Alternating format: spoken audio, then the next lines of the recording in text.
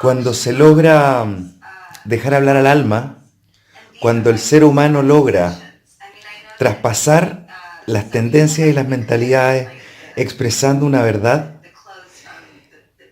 eso supera todo color político, religioso, toda tendencia, porque se entra directo al alma de las personas y todas las tendencias tienen que reconocerlo cuando lo ven ante sus ojos. Así de genial es dejar hablar al alma.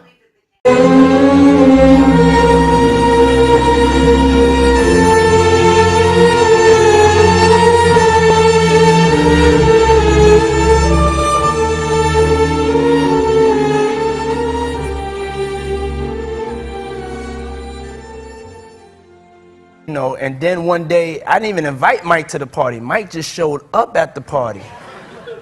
And guess what he was looking for? Dip? No, looking for no dip.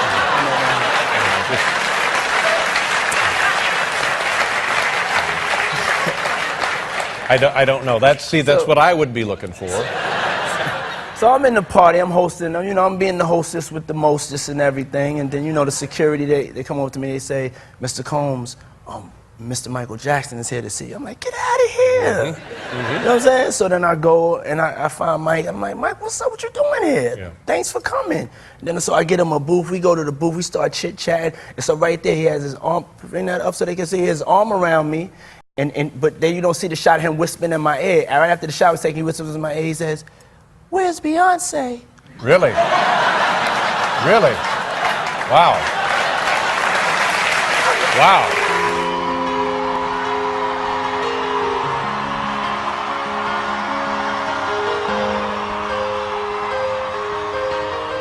That was the night I saw my hero perform for the very first time.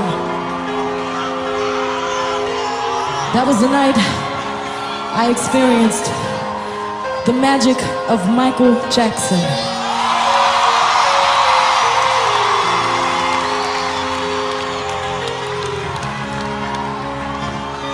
Everyone, I want you to put your lighters in the air, put your glow sticks in the air, put your cell phones in the air, and help me celebrate Michael's life.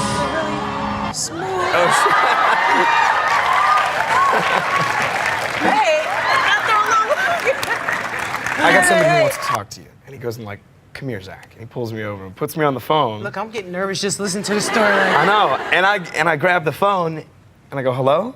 And he goes, who's this? I said, it's Zach. And he goes, oh, this is Michael. Hi.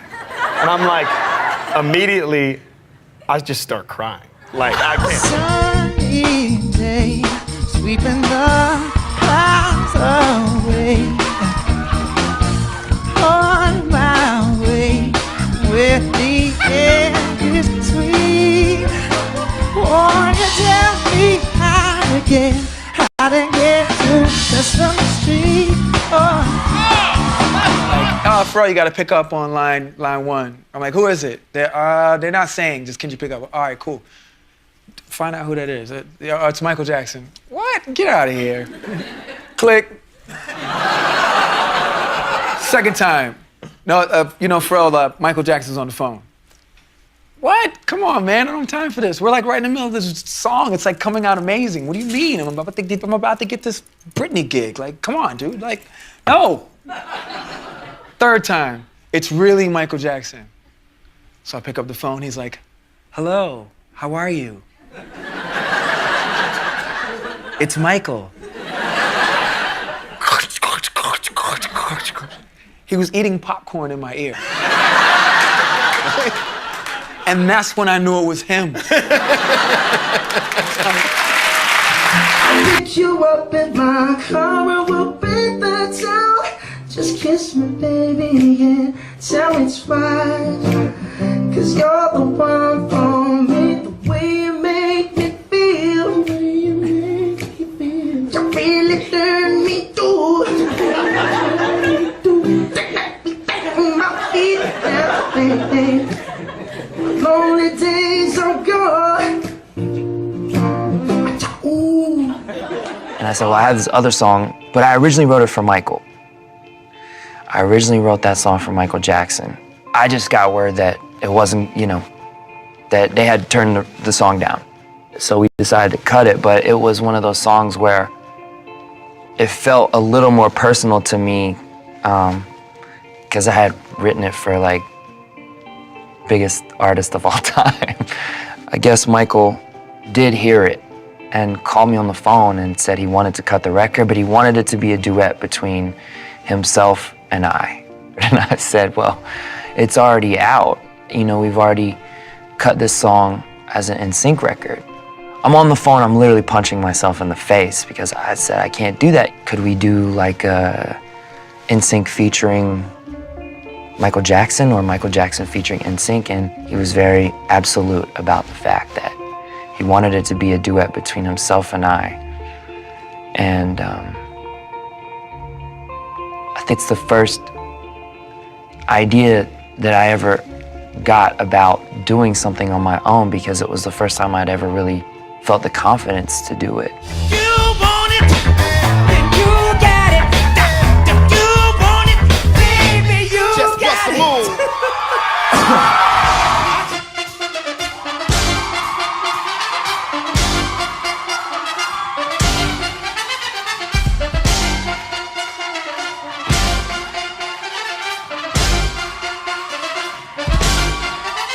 Do you remember where this photograph was taken? It was you, Clinton, and... Yeah, this was in New York, man, and it was such a, I mean, it's a classic picture. I need that picture, man. It was Michael and Bill, man. It was great, man. What were you guys doing? We was just there, man. Just there. I was just there smiling. It's Bill Clinton. Michael Jackson. It's Bill Clinton. And you were very friendly with Michael Jackson. Yes, man. Michael was the greatest entertainer ever and the biggest entertainer in the world, but he was the nicest guy in the world, man. He was just nice, man. I would go to Neverland and I would say I like something, he would give it to me. And I said, Michael, I like that big screen TV. He was like, you like it, Chris? I said, yeah, I like it. He said, do you love it? I said, I love it. Next day I go home, Michael would send the TV to my house. I said, Michael, thank you. Wow. But I was like, Michael is nice and I actually rich. rearranged the song. The section they wanted me to solo over, it was just, you know, there's no chord changes underneath it. So I had to rearrange the song. And then Michael came in and I said, oh, I hope you don't mind, I changed your song. And he listens and he goes, no, I really like that high-fast stuff you do. And that was it. You know, it took about 20 minutes out of my What do you life. feel about what happened to Michael Jackson? The big court case going on at the moment. But, I mean, a really sad end to one of the world's great careers. He was a as an sweet entertainer. guy, is all I know. You know, he got accused of a lot of things, and he was just, I think, you know, he wanted to remain a kid himself. And just, I got to spend a lot of time with Mike. You know, we weren't super tight friends, but we were friends, and a couple of times I got to fly with him, and you know, he gave me some good advice. He told me, LL, no matter what you do, never limit yourself. And he also told me that, you know, if they can whistle the melody, then the record can be heard worldwide, and the whole world can rock to it. You know, or if you can dance. You know, or if you can dance a little bit. So, you know, he will go down as one of history's greatest entertainers, and I was very happy to be in the world when he was in the world. I think all of us are. All of us are happy to be in the world when Michael Jackson was in the world and doing what he did. It was like no other entertainer that I ever can remember. Michael Jackson called me and he said, can I come watch Henry Fonda and Katharine Hepburn? One full moon night, he said, let's go skinny dipping, and so we did. It was really fun. When I first met Michael, he was a kid, you know, and as he grew up, he was so funny.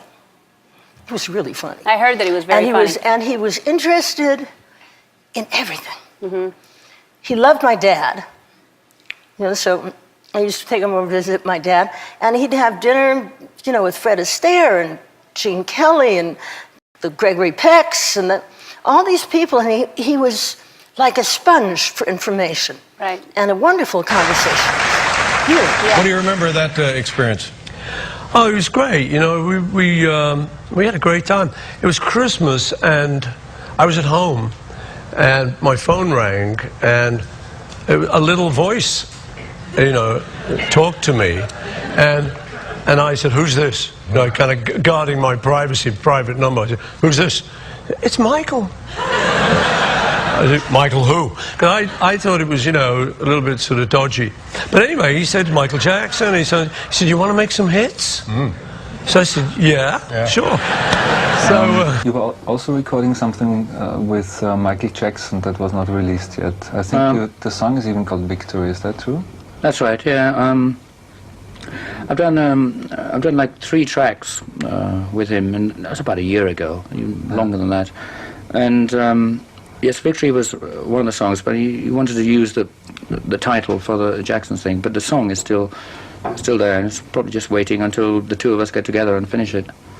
You haven't finished it yet? No, and I mean it's just because he has commitments, I have commitments, and it's very difficult. I mean, he's on tour, I'm going on tour, and you've got to sort of, you know, it's very, very difficult when 2 different, you know, musicians trying to get together. I mean, he has to do his stuff, and it's just that when I was spending some time in LA and we're friends, he said, oh, why don't we try something? So, I mean, one day it'll probably be finished. And, well, the other song is called State of Shock, which I did, and Mick Jagger's on it, but it's all okay because Michael called me up and said, look, I want to finish a song, I want it on the Jackson's album, and I said, I can't come over because I'm in Munich.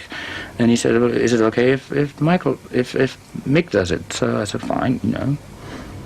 Songs are songs. I mean, as long as our friendship carries on, we can write all kinds of songs.